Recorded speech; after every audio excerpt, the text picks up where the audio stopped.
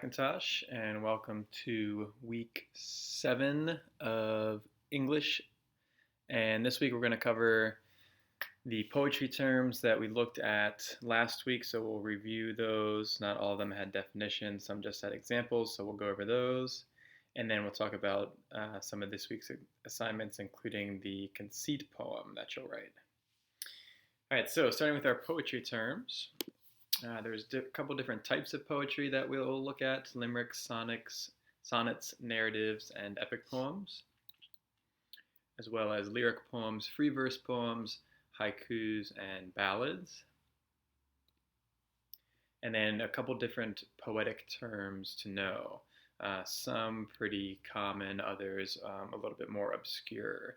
So verse and stanzas, such as couplets, triplets, quatrains, line breaks, rhyme pattern, enjambment, end stops, apostrophes, and specifically meter, including iambic pentameter. All right, so let's start with probably a relatively lesser known term, which is enjambment. And you may have picked this up just by reading the example of the excerpt here from Paradise Lost. But enjambment is when you have a sentence or a phrase or a fragment that continues from one line of poetry right into the next line. So as opposed to having, full sentences for each individual line, or a pause in a sentence at the end of each line, your line goes straight through from one line into the next line, which you can see here. This is also free verse poetry, meaning that there is no set rhyme pattern, and it's blank verse, which means it is unrhymed, and it is in iambic pentameter, which we'll get to in a minute, which is a type of meter or like cadence in poetry. All right, so that is enjambment, and we can compare and contrast that with an end stopped line, which is when you have a pause or a comma or a period or an ellipses at the end of each line. So each line in the poem stands as its own individual line. It can stand by itself as its own idea or complete thought or complete fragment or segment of a sentence or an idea. As you can see here, two examples, one from Shakespeare and one from Keats. An apostrophe, so we have the grammatical term apostrophe, which you've likely seen before, hopefully. And then we have the poetic term apostrophe as well. So an apostrophe in poems or in other literary works is when the speaker is addressing someone or something that is not actually present. It's an imaginary character, something from the character's imagination. And the idea is, a couple of different ideas. It could create a more vivid imagery. It could be an example of personification. It could be like an allegory or a metaphor, for instance. But basically, the speaker is treating an object or something imaginary or something non-human as if it were a human, addressing it as if it were a person. So our example here, if you remember back when we read Romeo and Juliet, this is where at the end of the play, Juliet is picking up Romeo's dagger from his body and addressing it as if it's a person. "Oh, happy dagger, this is thy sheath, there rust and let me die."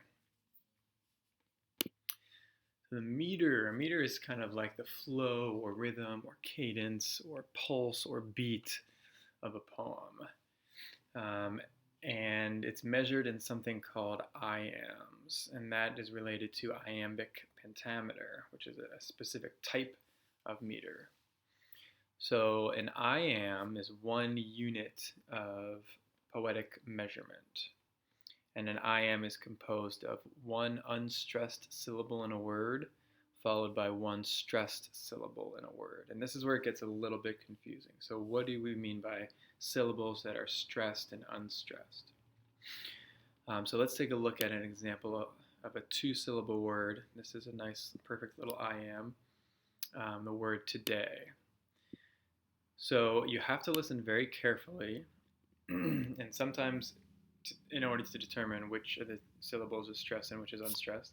And sometimes you almost have to flip the word on its head. You have to inverse the syllables to try to determine which way which syllable is stressed and which way you pronounce it correctly. So, for example, the word today. This word is so common that you almost can't even tell which of those two syllables is stressed, but there is a slight stress on the second syllable there, day, today. And I can illustrate that very easily if we flip it on its head, like I was mentioning before. So you wouldn't say, for example, I'm going to the mall today. You would say, I'm going to the mall today. Right? So if you try to inverse the other syllable and it sounds really awkward or strange, then then that can help you determine which of the two syllables is stressed and which of the two syllables is unstressed.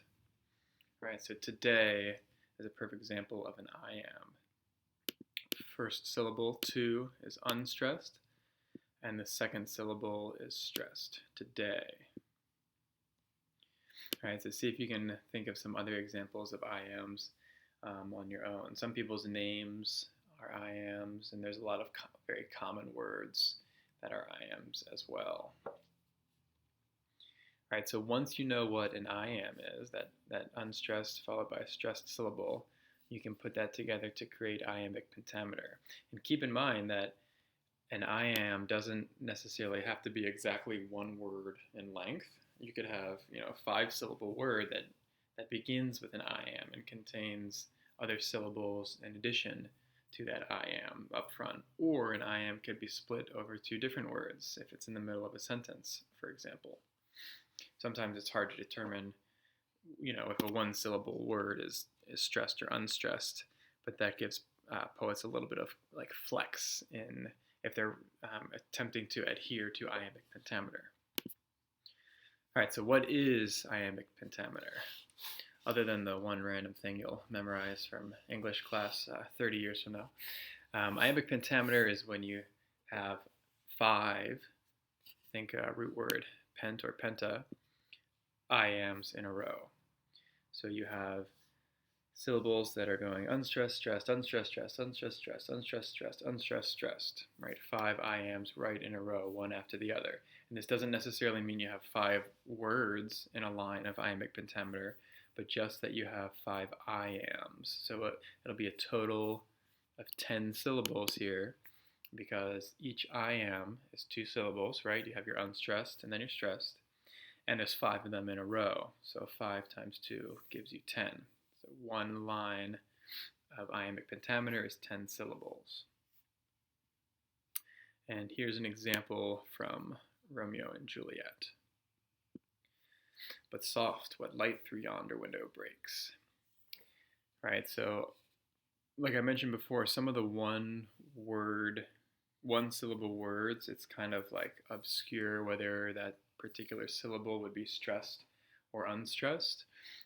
So again, it's kind of just like a flexible component that you can have when writing poetry, because really those are more like neutral syllables, and there's not a clear stress or lack of stress on that syllable. So you can throw in these 1-syllable words pretty easily to fit your iambic pentameter.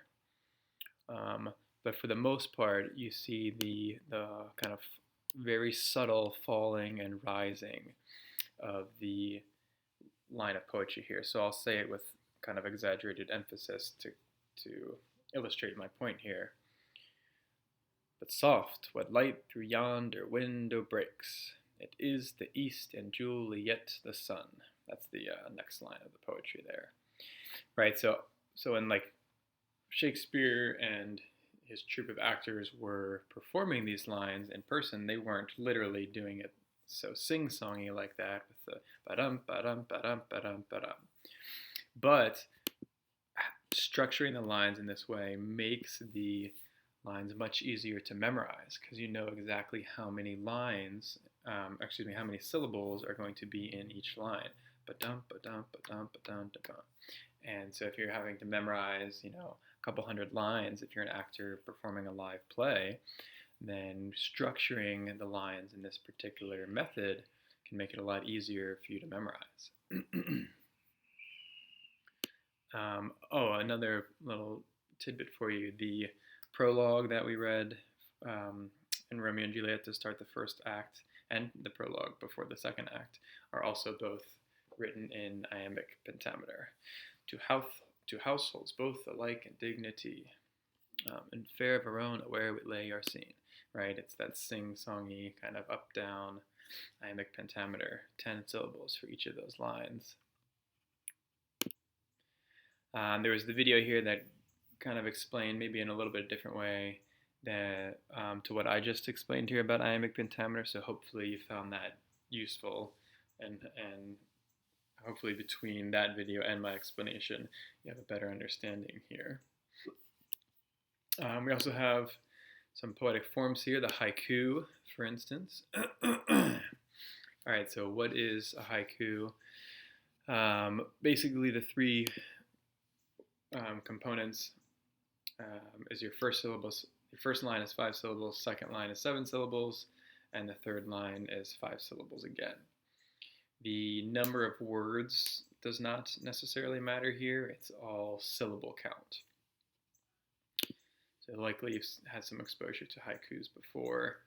Typically, as you saw in your notes last week, or maybe traditionally, I should say, not necessarily typically, haikus describe some sort of change or component regarding nature.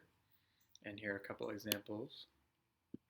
And because haikus are so short, they are, in my opinion, both very easy and very challenging to write. They're easy because you're done in 3 lines, but they're challenging because you only have 17 syllables to work with.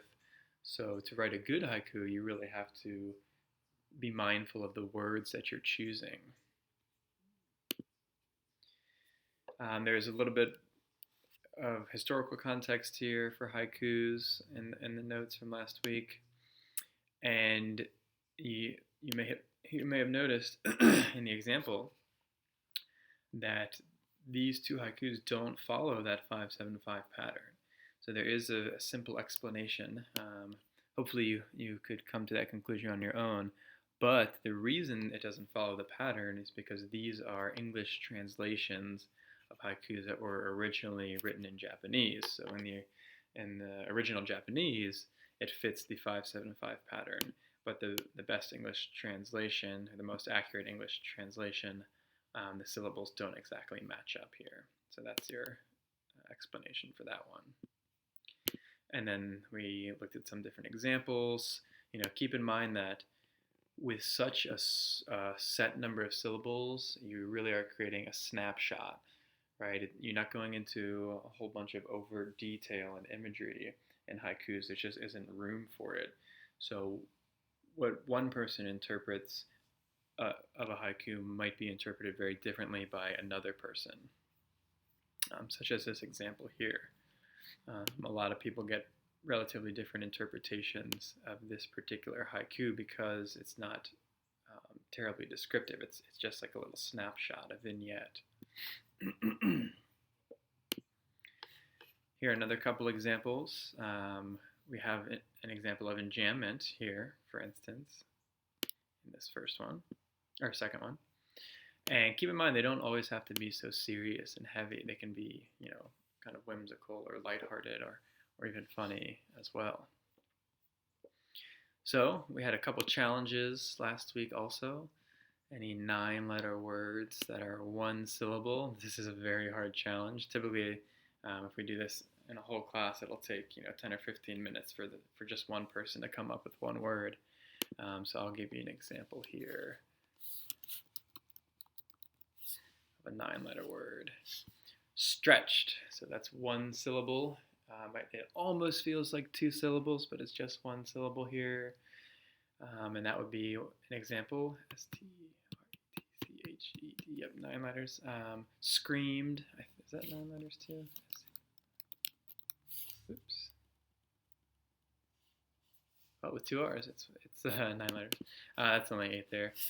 Another one that comes up, squirrels. That's 1 syllable, just almost 2 syllables. And screeched could be another example of 9-letter words. If you thought of a different one on your own, shoot me an email. Let me know. I'm interested to hear. And then our second challenge for last week: can you write a haiku using only 3 words? There are tons of different examples for this one. You can double check yourself. There's, if you just Google it, you can find a lot of different examples here. The real challenge is finding the 7-syllable word, but there are a number of science-related words that have 7 syllables, so you can check out those answers on your own. And hopefully you had some fun writing your own haikus here. Remember, they don't have to be serious necessarily. They can be funny, but really you're trying to paint a vivid snapshot of a particular scene. And then limericks, of course. Limericks have a set rhyme pattern, and they're 5 lines long. There's no technical syllable restraint or requirement here, but I found that limericks with the first 2 and the last line being about twice the number of syllables as the 3rd and 4th line sound the best. It has the best meter or kind of rhythm to it. And you'll notice that with these examples here, lines 1, 2, and 5 are much longer than lines 3 and 4. These are kind of clipped lines, and I think it sounds a lot better. And I'll read this aloud so you can kind of get an example here. A mouse in her room woke Miss Dowd, who was frightened and screamed very loud. A happy thought hit her to scare off the critter, so she sat up in bed and meowed. Right? It's kind of gives it a more sing-songy feel to it, a more lighthearted feel when you can pretty much cut these 2 lines in half syllable-wise from the other 3 lines that surround it. There's a couple more examples here that you look through on your own. And then kind of an anti-example to illustrate my point about syllable count. You have this one here. A forgetful old gas man named Dieter went poking around his gas heater. Touched a leak with his light. He blew out of sight. And as everyone who knows anything about poetry can tell you, he also ruined the meter. Right? Because you're expecting this line to roughly be the same length in syllables as your first 2 lines, especially after the 2 clipped lines here. So it really throws off the meter, the rhythm, the beat of the poem by having such a proportionally lengthy last line of poetry here. And hopefully you had some fun writing your own limericks. Feel free to share either or both your limericks and your haikus with me. There wasn't a specific worksheet to fill out that you could share, but if you did write some on your own and you're looking for some feedback, please do send them my way. I'm happy to take a look and give you some guidance there. All right, you'll notice that we haven't covered these common types of poetry quite yet, some of them, so just hang tight on those items. We'll eventually get to those. But otherwise, those are the poetry terms. I think the hardest one there is iambic pentameter, so if you feel like you can understand what that is, and especially if you feel like you can write your own line of iambic pentameter, then you're doing a great job so far with our poetry unit. And lastly, kind of shifting gears into this week's work, we have a conceit poem, which is the main poem to focus on for this week. Basically, as the document that I linked to explains, a conceit poem is an extended metaphor poem, right? So you're drawing a comparison between 2 things for the whole length of the poem. That's what makes it a conceit poem. So if you read through the instructions on the linked document, it's pretty detailed here, and I'll just say this. This is kind of an optional template. If you follow the instructions, it's going to help you write, in my opinion, a really nice conceit poem. And I would say especially follow these instructions if you're having trouble getting started. But if you already have an idea on your own, you know how you want to attack your conceit poem, you know what you want to write about, then you can just totally scrap this um, template here. All right, so this is an optional template. Use it if you're stuck or if you just, like a more structured poem. There are two examples here. One is a more playful, lighthearted poem comparing laughter to a puppy. And the other is a little bit more serious, Emily Dickinson, of course, always serious, poem comparing hope to a bird.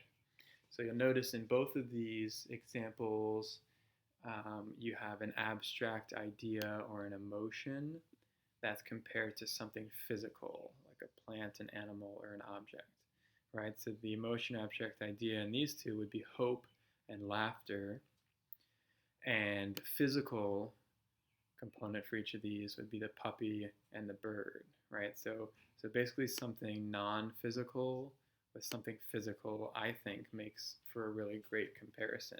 If you want to stray from that, if you want to compare two abstract ideas or two different objects or animals, that works too. Again, this is kind of just like a template, right? It's an optional template. It'll help you to craft a poem in a certain way, but if you have your own ideas, definitely I encourage you to tread your own path as well. Also, you can make it rhyme if you want. I think a really satisfying rhyme pattern for conceit poems is A, B, A, B, or, as you noticed in the first example, A, B, C, B. So either one of those works really nicely because it ends your stanza with a rhyme that you had previously heard in the second line. But you don't necessarily need to make your conceits rhyme. So take your time with those. I'm definitely excited to start reading some of them this coming week. And you can make a copy of this or create your own document and then share it on Google with me. The only other thing is to watch the two poem videos that are on the slideshow, and then to write down your reaction on the discussion board, similar to what we did last week with the My Father is an Oyster poem. So check out the two new poems. They're both pretty different, one more serious, one more funny, and I'd love to hear some of your thoughts. Other than that, make sure you get outside, enjoy the beautiful weather this week. Email me if you have any questions, and I'll be on office hours today, which is Tuesday, at 10 a.m., so about an hour or so from when I'm recording this right now. All right, take care, and I will see you next week.